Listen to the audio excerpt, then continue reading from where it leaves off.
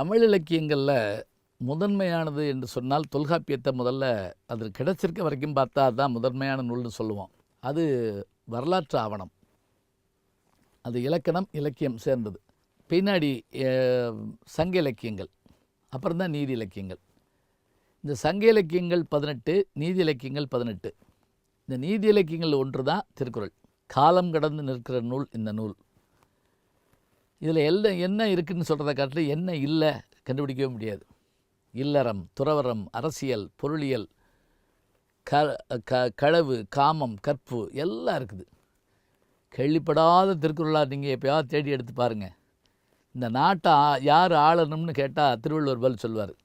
தூங்காமை, கல்வி, துணிவிடமை இம்மூன்றும் நீங்கா நிலன் ஆள்பவர்க்கு. நல்லா ஞாபகம் வச்சுங்க, நீங்கா நிலன் ஆளும் அரசனுக்குன்னு சொல்லலை.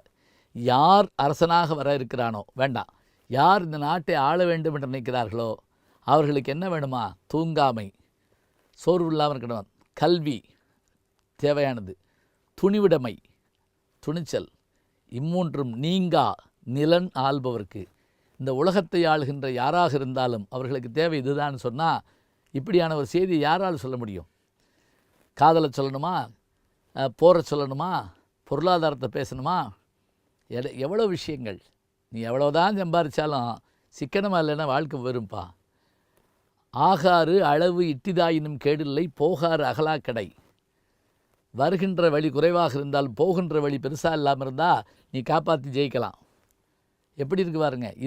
இதனால் இவன் முடிக்கும் என்றாய்ந்து அதனை அவன்கண் விடல். இது யார்? இதென்ன மேனேஜ்மெண்ட் ஸ்டடீஸ். இந்த செயலை இந்த கருவி கொண்டு இவன் முடிப்பான் என்று நினைத்தால் அந்த செயலை அவனிடத்தில் விட்டு ஒதுங்கி விடுங்கள். பில்கேட்ஸ் கம்பெனிக்கு இந்த திருக்குறள் எழுதி போடலாம். இப்போ சொல்லுங்கள், ஏன் முதன்மையாக சொன்னார்னா சுருங்க சொல்லல், விளங்க வைத்தல். இன்றைக்கி நீங்கள் குறுஞ்செய்தியில் 7 சொல்லுக்கு மேலே படிக்க மாட்டேங்கிறோம். 2000 வருஷம் கழித்து நம்ம ஆளுக குறுஞ்செய்தி தான் படிப்பான்னு தெரிஞ்சுக்கிட்டு அன்னைக்கே குறுகிய வடிவத்தில் அணுவை பிளந்து 7 கடலை புகுத்தி என்பதை போல் அதுக்குள்ளே 7 சொல்லுக்குள்ளே இவ்வளோ செய்தி வச்சுருக்காருன்னா இதை தவிர வேறு எதை முதன்மையாக வைக்க முடியும்? இதில் மதம் இல்லைங்க, இதில் ஜாதி இல்லை. இன்னொன்று, இந்த திருவள்ளுவருக்கு நாக்கில் காளி எழுதலை. ஒரு தமிழன், ஒரு தமிழ் சிந்தனை 2000 ஆண்டுகளுக்கு முதல்ல இவ்வளோ நல்லா இருக்குன்னு சொன்னால், இது மொழிபெயர்க்கப்படாத மொழிகளே இல்லைன்னு சொன்னால், இதை காட்டிலும் முதன்மையானதை எதை சொல்ல போகிறோம்?